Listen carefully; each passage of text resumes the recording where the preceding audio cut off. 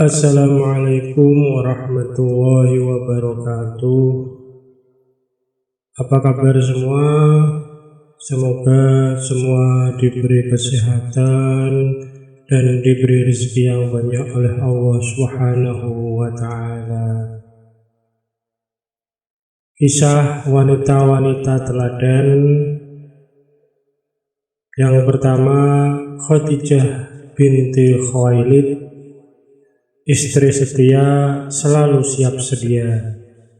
Apa yang paling diharapkan dari seorang istri ketika tantangan dan cobaan berat sedang dialami suaminya? Ya, kesetiaan. Suatu kali terjadi peristiwa besar yang dialami Rasulullah Shallallahu Alaihi Wasallam saat beliau menyendiri di Gua Hira, merenungi kebesaran penciptanya dan meninggalkan hiruk-pikuk kejahiliahan kaumnya. Datanglah malaikat Jibril menurunkan wahyunya yang pertama. Berkali-kali malaikat Jibril memeluknya dengan kuat seraya memerintahkan, bacalah. Berkali-kali itu pula Rasulullah Shallallahu Alaihi Wasallam menjawab, saya tidak dapat membaca. Kemudian turunlah ayat dalam surat Al-Alaq 1-5. Iqra bismi rabbikal ladzi khalaq, khalaqal insana min 'alaq, iqra wa rabbukal akram, alladzi 'allama bil qalam, 'allamal insana ma lam ya'lam. Surat Al-Alaq, yang artinya, bacalah dengan menyebut nama Tuhanmu yang menciptakan. Dia telah menciptakan manusia dari segumpal darah. Bacalah, dan Tuhanmu lah yang Maha Pemurah, yang mengajar manusia dengan perantaraan kalam. Dia mengajarkan kepada manusia apa yang tidak diketahuinya. Al-Alaq 1-5. Setelah peristiwa tersebut, Rasulullah Shallallahu Alaihi Wasallam kembali ke rumahnya dengan badan gemetar. Ketakutannya masih belum hilang dengan apa yang baru saja dia alami. Beliau segera masuk menemui Khadijah seraya berkata, "Selimuti aku, selimuti aku." Khadijah segera menyelimutinya. Perasaan takut Rasulullah Shallallahu Alaihi Wasallam mulai reda. Kemudian beliau menceritakan kepada istrinya yang setia apa yang terjadi di Gua Hira. Saya khawatir jika terjadi apa-apa pada diri saya, ujar Rasulullah. Khadijah segera menenangkan dan menghibur suaminya. Tenanglah, demi Allah, dia tidak akan pernah menghinakanmu. Engkau adalah orang yang suka menyambung silaturahim, berkata jujur, dan membantu orang lemah, serta suka menolong pada jalan kebaikan. Kemudian Khadijah mengajak Rasulullah SAW pergi ke rumah pamannya, Waraqah bin Naufal, seorang tua renta dan buta yang banyak mengetahui isi kitab Taurat dan Injil. Khadijah menceritakan apa yang terjadi. Mendengar hal tersebut, Waraqah tampak gembira. Itu adalah Jibril yang Allah turunkan kepada Nabi Musa, dan engkau adalah nabi bagi umat ini, katanya berseri-seri. Demikianlah, Khadijah merupakan istri teladan, penolong utama Rasulullah Shallallahu Alaihi Wasallam. Dia membela Rasulullah dengan jiwa dan hartanya. Dia pula yang pertama kali beriman dan membenarkan dakwah Rasulullah, dan ikut merasakan berat dan pedihnya tantangan dakwah yang dialami Rasulullah. Karena itu, ketika Khadijah meninggal, kenangan indah bersamanya selalu terbayang di benak beliau. Beliau bersabda, "Dia beriman kepadaku ketika orang-orang ingkar kepadaku. Dia membenarkanku ketika orang-orang mendustakanku. Dia menyerahkan hartanya untukku ketika orang-orang mencegah hartanya untukku. Dan Allah memberiku keturunan lewatnya, sementara yang lain tidak mendapatkannya. Begitu seterusnya, Khadijah mendampingi Rasulullah pada masa awal perjuangannya yang sangat berat, hingga ajal menjemputnya. Semasa Khadijah hidup, Rasulullah tidak menikah dengan wanita selainnya. Semoga Allah meridhoinya. Kisah wanita teladan yang kedua, Ummu Sulaim atau Rumaisyah binti Milhan. Tabah membawa berkah. Apa sikap Anda ketika mendapat musibah yang berat? Ambillah teladan ketabahan dari kisah Ummu Sulaim berikut ini. Ummu Sulaim adalah istri dari Abu Talhah. Keduanya merupakan sahabat Rasulullah Shallallahu Alaihi Wasallam. Suatu hari anak Abu Talhah menderita sakit, namun karena ada suatu keperluan mendesak, Abu Talhah pergi meninggalkan anaknya tersebut. Takdir Allah, di tengah kepergiannya ajal menjemput sang anak. Maka jenazahnya segera diurus keluarganya hingga dikebumikan tanpa kehadiran sang bapak. Ummu Sulaim berpesan kepada keluarganya agar tidak ada yang memberitahukan berita tentang anaknya kecuali dirinya sendiri. Selang beberapa hari kemudian, Abu Talhah kembali di waktu malam. Bagaimana kabar anak kita? Tak sabar dia ingin mengetahui keadaan anaknya. Dia sekarang lebih tenang dibanding sebelumnya, jawab Ummu Sulaim. Ummu Sulaim segera melayani suaminya untuk makan malam. Mereka pun santap malam dengan nikmatnya. Selesai makan, Ummu Sulaim bersolek melebihi malam-malam sebelumnya. Maka jadilah malam itu mereka lalui dengan hubungan intim sebagaimana layaknya suami istri.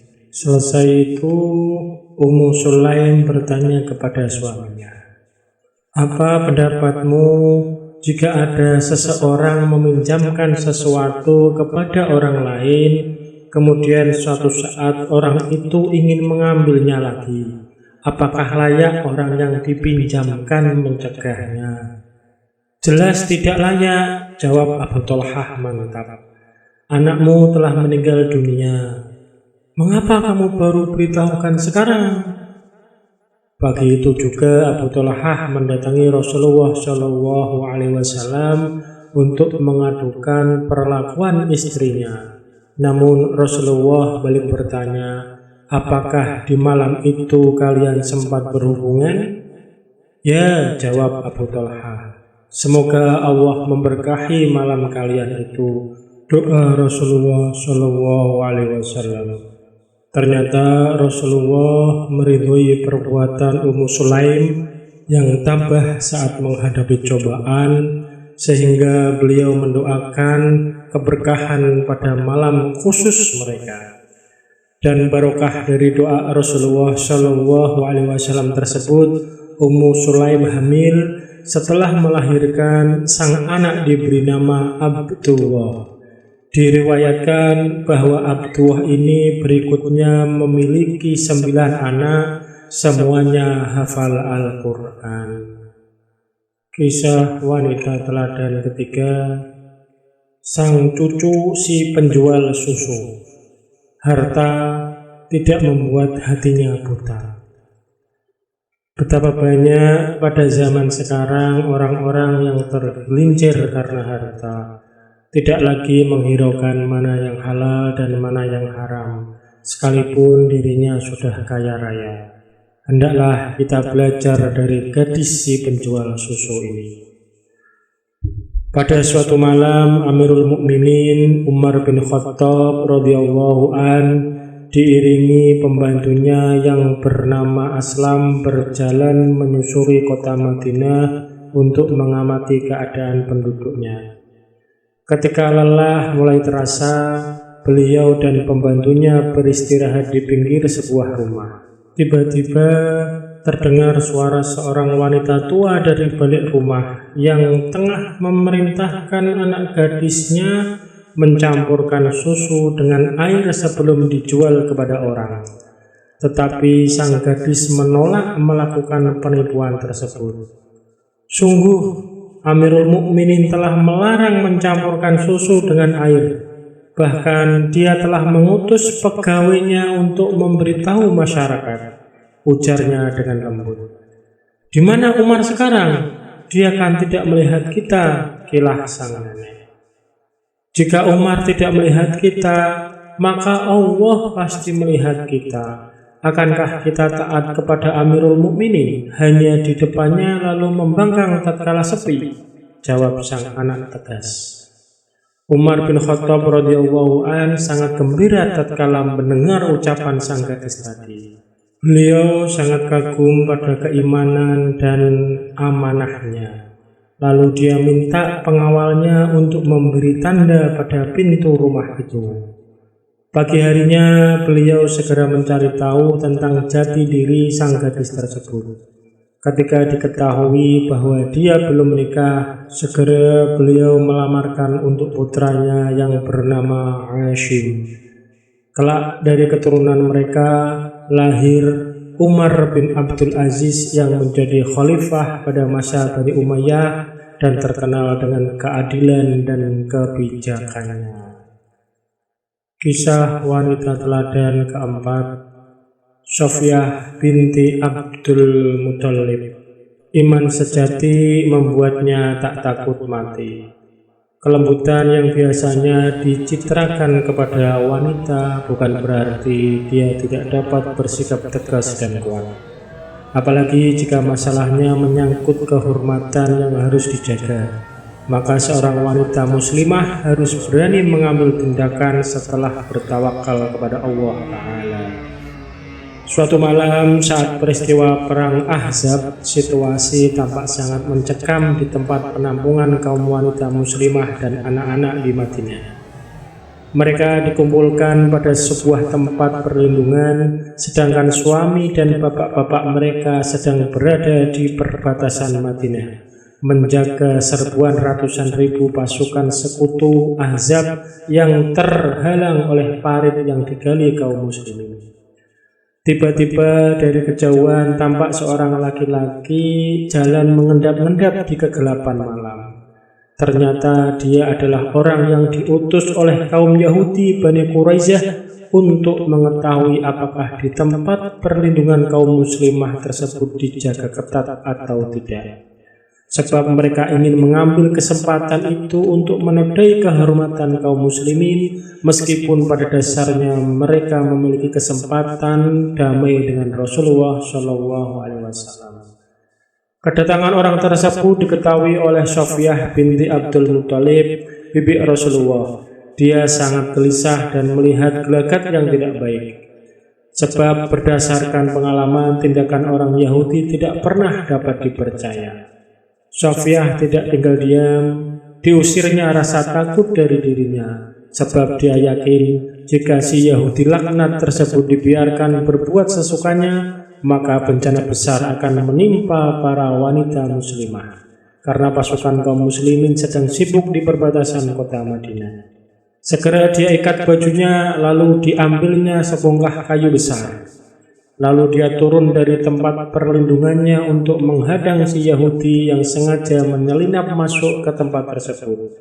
Maka ketika dia mendapatkan orang tersebut, bak! Ayunan keras sebongkah kayu mendarat tepat di kepalanya tanpa ampun. Yahudi itu pun tersungkur tak berdaya.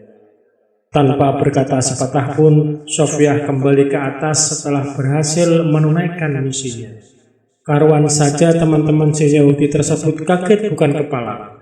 Mereka pun berkesimpulan bahwa kaum muslimah dijaga ketat oleh pasukan kaum muslimin yang sangat kuat, dan akhirnya mereka mengurungkan rencana makar. Pengkhianatan Yahudi Bani Quraisyah pada perang Ahzab akhirnya memicu serbuan kaum muslimin terhadap suku Yahudi tersebut, setelah perang Ahzab selesai dan menyebabkan mereka terusir dari kota Madinah. Kisah wanita teladan kelima, Aisyah binti Abu Bakar As-Siddiq. Badai pasti berlalu. Keluarga bahagia bukan berarti tanpa problem dan masalah, tetapi keluarga yang mampu menangani problem dengan arif dan bijaksana serta tidak tergesa-gesa. Dalam perjalanan pulang setelah perang Bani Mustaliq, Rasulullah Shallallahu Alaihi Wasallam dan pasukannya beristirahat di sebuah tempat. Saat itu Aisyah radhiyallahu anha yang ikut serta dalam perjalanan tersebut keluar untuk buang hajat. Ketika akan kembali, kalung yang dia pinjam dari saudaranya ternyata terjatuh. Akhirnya dia kembali ke tempat semula untuk mencarinya. Pada saat itu rombongan kaum muslimin berangkat meneruskan perjalanan pulang ke Madinah.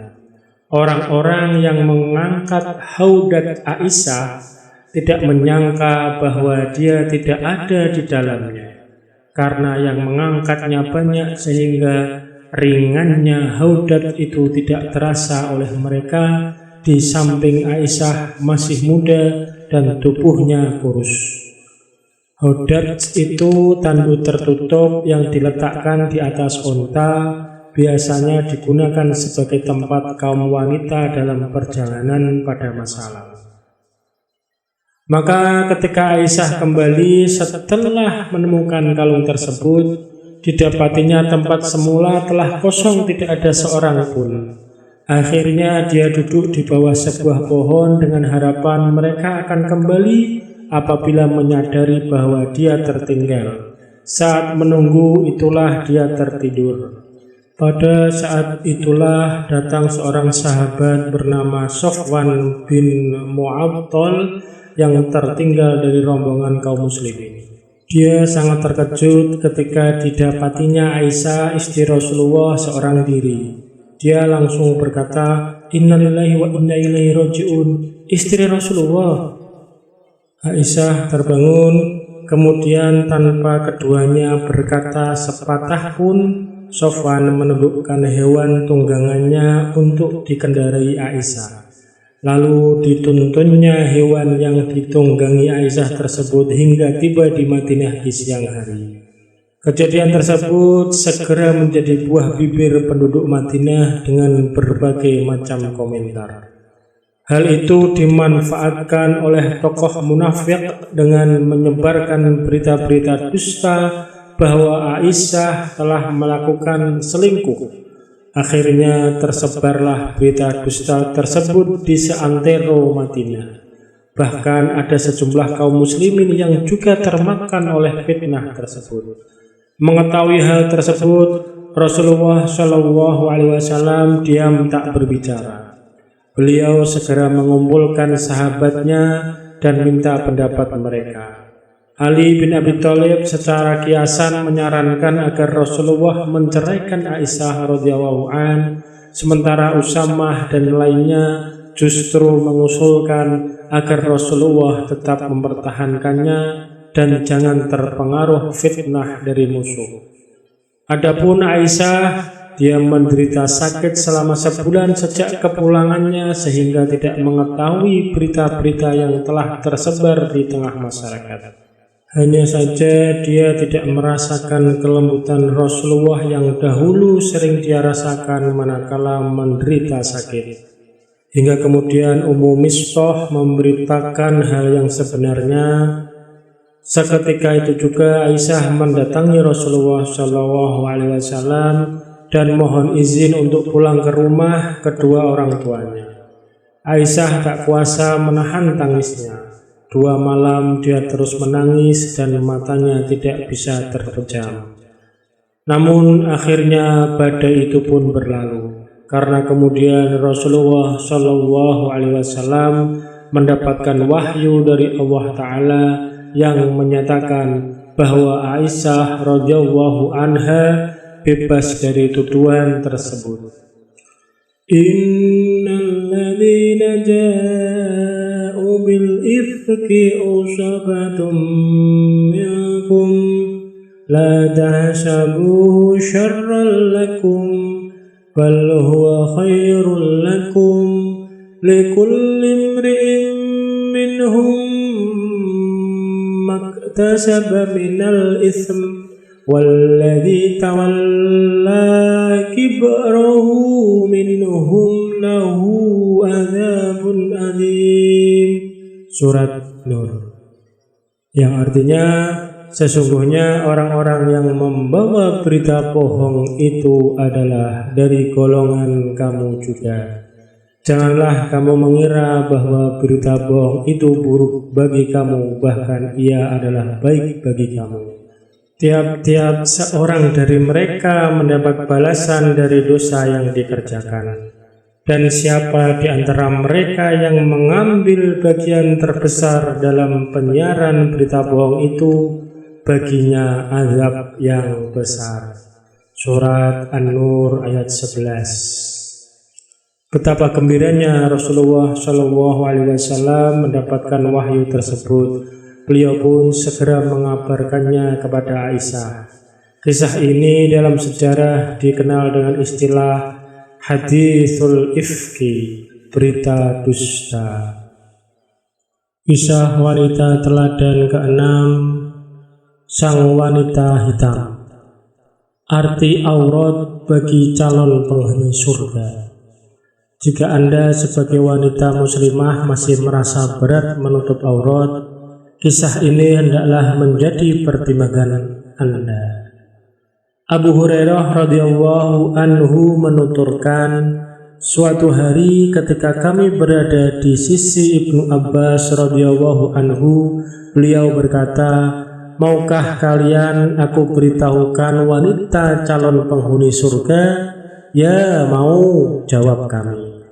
Maka beliau berkata, dia adalah wanita berkulit hitam yang datang menghadap Rasulullah SAW seraya berkata, wahai Rasulullah, saya selalu kesurupan setan dan karenanya aurat saya sering terbuka.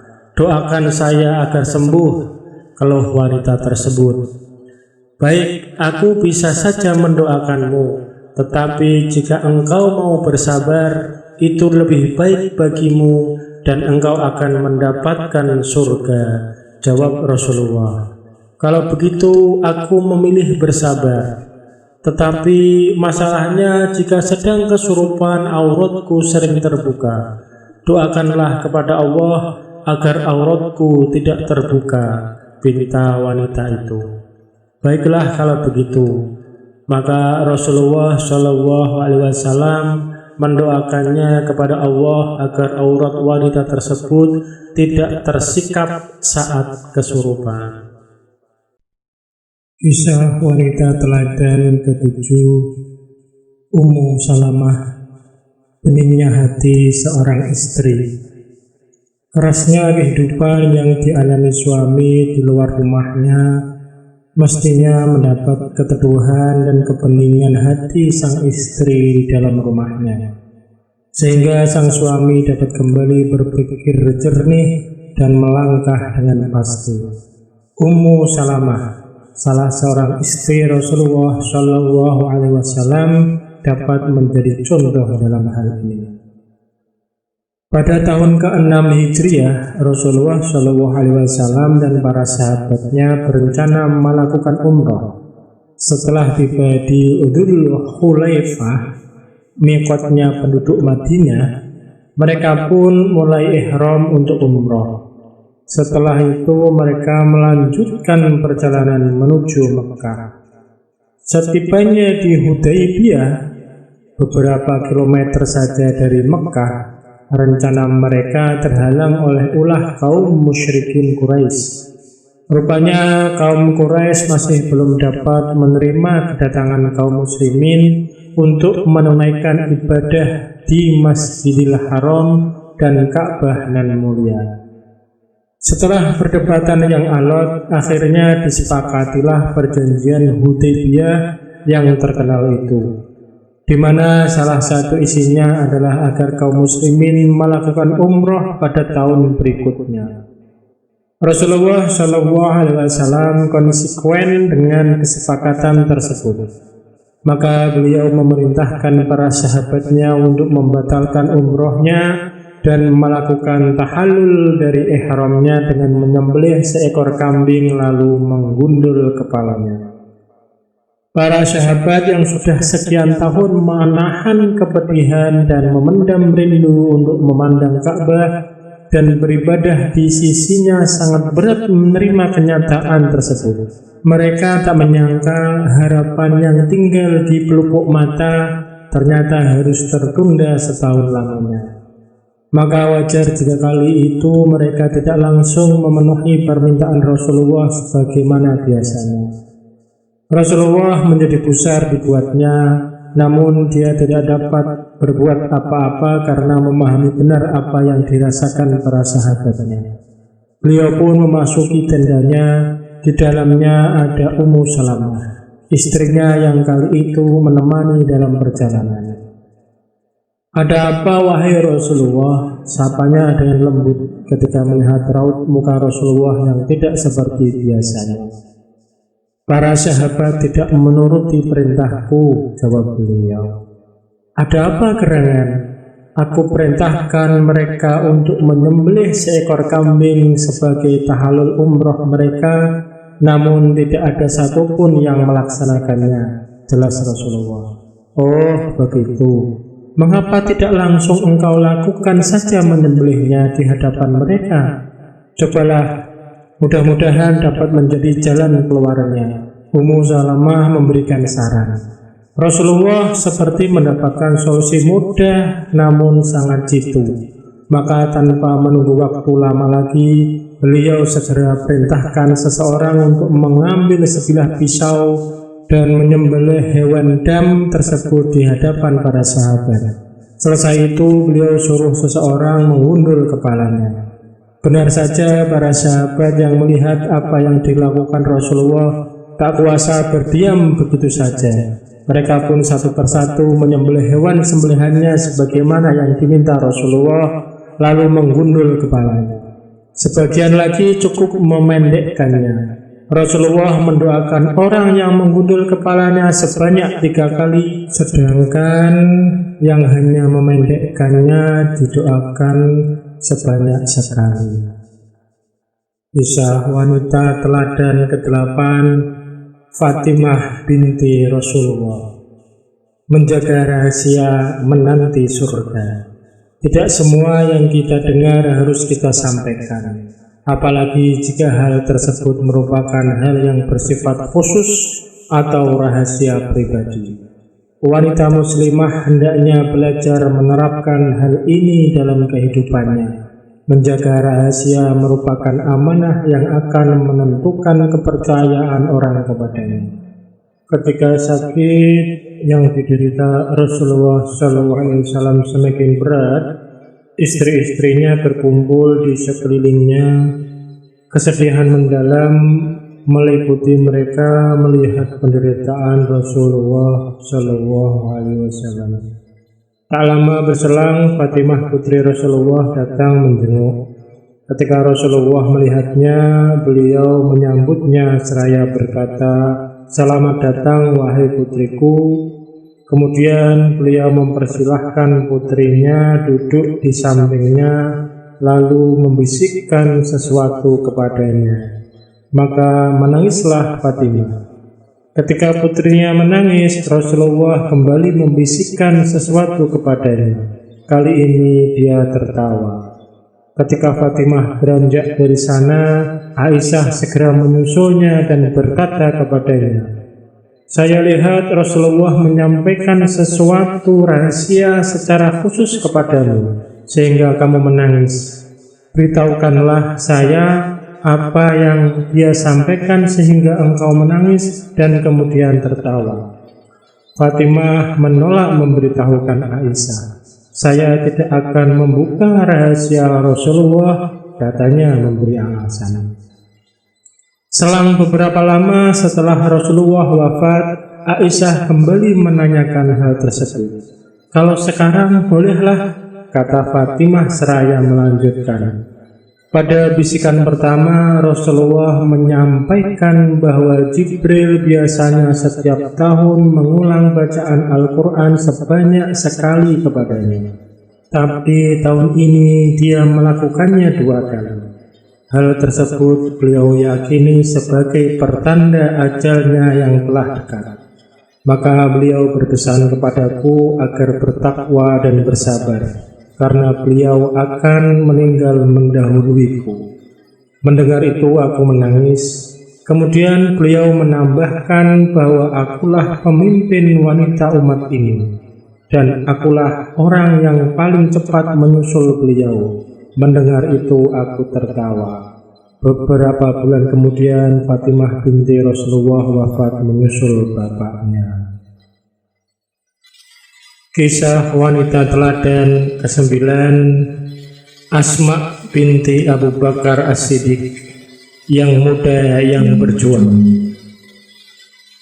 Masa muda adalah masa yang identik dengan hura-hura dan membuang waktu sia-sia. Namun bagi seorang muslimah, saat itu merupakan kesempatan untuk berbuat baik sesuai kemampuan yang dimilikinya. Akhirnya saat yang ditunggu-tunggu tiba.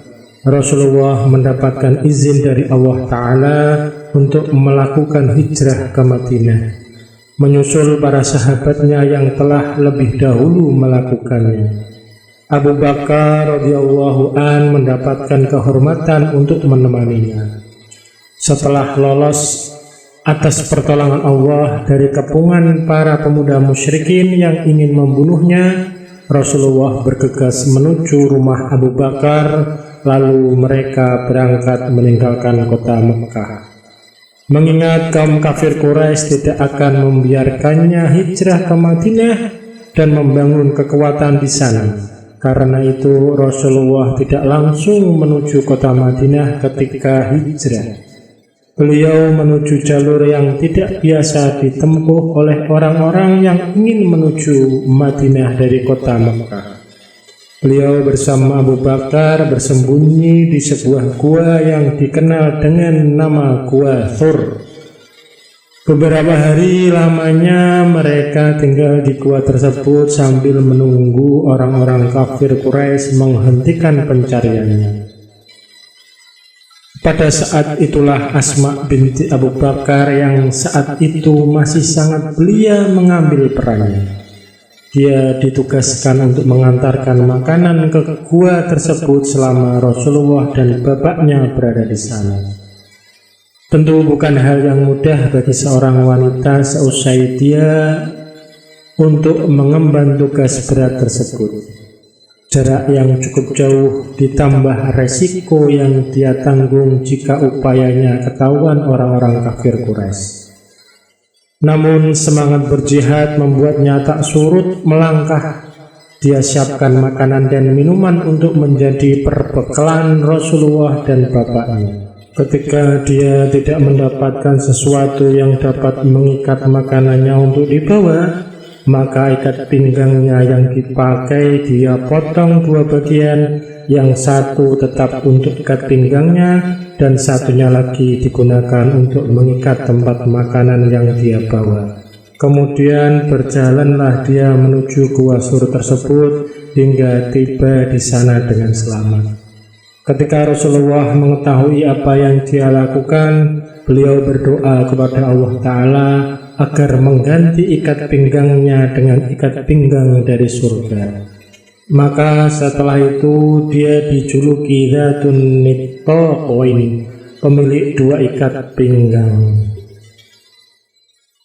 Kisah wanita teladan ke-10, Khawlah binti Sa'labah. Bukan sekedar wanita. Kemuliaan wanita bukan terletak pada penampilan fisiknya dan aspek materi lainnya, tetapi pada komitmen terhadap kebenaran dan kesungguhannya untuk berbuat baik, kapan dan dimanapun. Suatu hari Umar bin Khattab radhiyallahu an yang saat itu tengah menjadi khalifah dengan gelar Amirul Mukminin berjalan bersama Jarud menyusuri kota Madinah sambil mengamati keadaan rakyatnya. Beberapa saat kemudian mereka melewati seorang wanita tua. Saat melihatnya, seketika Umar berhenti dan mengucapkan salam kepadanya. Lalu wanita tua itu menjawab salamnya dan berkata, "Ya Umar, saya tahu betul dahulu engkau dipanggil si Umair di pasar Ukas. Engkau juga suka menakut-nakuti anak-anak kecil dengan tongkatmu. Beberapa waktu kemudian engkau baru dipanggil Umar. Lalu di kemudian hari engkau dipanggil Amirul Mukminin. Bertakwalah kepada Allah dalam mengurus rakyatmu. Ketahuilah bahwa siapa yang takut ancaman Allah akan terasa dekat baginya sesuatu yang jauh. Dan siapa yang takut kematian, dia takut jika kesempatan yang ada akan terlewatkan tanpa kebaikan dan manfaat." Jarud sangat heran dengan kelancangan wanita tersebut kepada Umar, juga dengan kesabaran Umar menghadapinya. Maka dia berkata, "Wahai ibu, sikapmu sangat tidak sopan kepada Amirul Mukminin." Umar segera menyelanya, "Biarkan dia. Tahukah kamu siapa dia? Dia adalah Khawlah, istrinya Aus bin Asyamil, yang ucapannya Allah dengarkan dari atas 7 lapis langit." Maka Umar tentu saja lebih layak mendengarkannya. Maksud pernyataan dari Sayyidina Umar yaitu peristiwanya Allah abadikan dalam surat Al-Mujadilah ayat pertama, yaitu ketika Khawlah mengadu kepada Rasulullah atas sikap suaminya yang memperlakukan zihar terhadapnya. Maka kemudian Allah turunkan ayat tersebut yang menjelaskan tentang hukum zihar dalam Islam. Diriwayatkan bahwa ketika dia datang mengadu kepada Rasulullah, Aisyah turut mendengarkannya. Namun sebagian pengaduan tersebut tidak dapat didengarnya dengan baik. Tetapi Allah Ta'ala yang pendengarannya meliputi segala sesuatu mendengarkan semua pengaduannya. Kisah wanita teladan ke-11, Zainab binti Abu Muawiyah. Semangat beramal dan berilmu. Semangat beramal harus selalu ditumbuhkan, namun bukan sekedar beramal, tetapi beramal yang dilandasi ilmu. Zainab, istri Abdullah bin Mas'ud radhiyallahu an, kembali ke rumahnya setelah mendengar sabda Rasulullah yang menasihati kaum wanita. "Sedekahlah wahai kaum wanita, meskipun dengan gelang perhiasan kalian." Ketika Zainab tiba di rumahnya, dia menemui suaminya yang sedang duduk lalu berkata kepadanya, "Kamu adalah laki-laki miskin dan Rasulullah telah memerintahkan kami para wanita untuk bersedekah. Datangilah beliau dan tanyakanlah, apakah ada balasan bagiku jika aku bersedekah kepadamu? Jika tidak, aku akan alihkan kepada orang lain." Abdullah merasa malu mendatangi Rasulullah untuk menanyakan perkara tersebut. "Kamu saja yang ke sana," katanya kepada istrinya. Maka pergilah Zainab ke rumah Rasulullah dan ternyata dia juga menemui seorang wanita dari kalangan Ansor yang ingin menanyakan hal serupa kepada Rasulullah. Akhirnya Zainab minta bantuan Bilal untuk menanyakan masalah mereka. Bilal pun segera menemui Rasulullah dan menyampaikan hal tersebut kepada beliau. "Siapa keduanya?" tanya Rasulullah. "Seorang wanita Ansor dan Zainab," jawab Bilal. "Zainab yang mana?" tanya Rasulullah lagi. "Istri Abdullah bin Mas'ud." Maka bersabdalah Rasulullah, mereka berdua mendapat 2 pahala, pahala kekerabatan dan pahala sedekah. Zainab kembali ke rumahnya dengan perasaan senang. Bukan hanya itu yang dilakukan Zainab untuk menambah ilmunya, dia pun banyak meriwayatkan hadis dari suaminya Abdullah bin Mas'ud dan Umar bin Khattab radhiyallahu anhu. Maka dia pun dikenal sebagai salah seorang wanita Fatihah banyak mengerti ilmu agama. Kisah wanita teladan ke-12, Ummu Habibah binti Abu Sufyan, izah wanita beriman. Banyak wanita beriman yang memuja-muja tokoh idolanya, baik itu artis, tokoh politik, atlet, dan lain-lain, padahal tidak sedikit di antara mereka adalah orang kafir. Apa arti kekufuran bagi orang beriman? Simak kisah berikut. Bani Bakar, sekutu-suku Quraisy, melanggar perjanjian Hudaybiyah karena telah menyerang Bani Khuza'ah yang merupakan sekutu kaum muslimin di Madinah. Perjanjian Hudaybiyah berisi diantaranya adalah mengadakan gencatan senjata, tidak ada boleh satu sama lain saling menyerang. Ditulis pula dalam perjanjian tersebut bahwa suku selain kedua belah pihak, yaitu kaum Quraisy dan kaum muslimin yang bersekutu dengan mereka juga terikat dengan isi perjanjian tersebut. Maka Bani Bakar dan Bani Khuza'ah yang selama ini selalu bertikai bersekutu dengan pilihan mereka masing-masing, Bani Bakar masuk dalam sekutu kaum kafir Quraisy, sedangkan Bani Khuza'ah ikut dalam sekutu kaum muslimin. Maka tentu saja Bani Khuza'ah segera minta bantuan kepada Rasulullah. Abu Sufyan, tokoh suku Quraisy yang saat itu masih kafir, sangat mengetahui akibat dari apa yang dilakukan Bani Bakar tersebut. Maka dia segera menyiapkan diri lalu berangkat ke Madinah untuk mengokohkan perjanjian Hudaybiyah dan memperpanjang masa berlakunya. Setibanya di Madinah, dia menemui putrinya Ummu Habibah yang telah menjadi istri Rasulullah untuk menjadi perantara dirinya kepada Rasulullah. Ketika Abu Sufyan hendak duduk, Ummu Habibah cepat-cepat mengangkat kelas milik Rasulullah dan menyingkirkannya dari bapaknya. Abu Sufyan terperanjat melihat hal itu.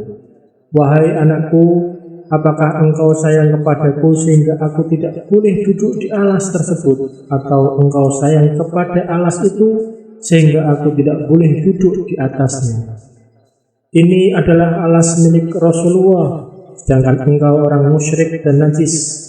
Makanya aku tidak suka engkau duduk di alas milik Rasulullah," jawab Ummu Habibah. "Demi Tuhan, perangaimu ini jadi buruk, wahai anakku," keluh Abu Sufyan. "Tidak, justru aku diberi petunjuk oleh Allah kepada ajaran Islam, sedangkan engkau, wahai bapakku, adalah pemimpin dan pembesar suku Quraisy. Mengapa engkau tidak bersedia masuk Islam, malah menyembah batu yang tidak dapat mendengar dan melihat?" jawab Ummu Habibah lugas. Kisah wanita teladan 13, Ummu Ayyub Al-Ansari, meredam fitnah, menepis gundah. Wanita solehah bukanlah wanita yang mudah menerima isu yang berkembang di tengah masyarakat, apalagi ikut menyebarkannya. Justru seharusnya dia berusaha untuk meredamnya, apalagi jika ternyata dia berupa fitnah, minimal di tengah keluarganya. Berita dusta hadisul ifki yang dihembuskan ke munafik ternyata sangat besar pengaruhnya di kalangan penduduk Madinah. Bahkan sejumlah sahabat Rasulullah ada yang terpengaruh dengan berita tersebut. Suatu hari di tengah panasnya isu dusta tersebut melanda kota Madinah, Abu Ayyub dan istrinya Ummu Ayyub sedang duduk di rumahnya membicarakan masalah tersebut. Mereka berdua sangat gundah dengan isu yang menimpa Rasulullah dan keluarganya yang sangat mereka cintai. Apalagi masih lekat dalam kenangan mereka ketika Rasulullah tinggal beberapa lama di rumah mereka ketika pertama kali tiba di Madinah. Maka dengan lembut Ummu Ayyub mengajak suaminya berdialog. "Menurutmu benarkah kisah yang kini sedang diperbincangkan orang-orang di Madinah?" tanyanya. "Jelas tidak benar, tapi bagaimana?" Jawab Abu Ayyub dengan gusar. Seandainya ketika itu engkau jadi Sofwan bin Mu'attal, apakah engkau akan melakukan perbuatan keji itu? Tanyanya lagi. Tentu tidak. Bagaimana mungkin aku akan melakukan perbuatan nista seperti itu? Jawabnya sedikit emosi. Begitu juga aku, seandainya saat itu aku menjadi Aisyah, sungguh tidak mungkin aku sudi melakukan perbuatan terkutuk seperti itu. Timpal Abu Ayyub. Maksudmu apa?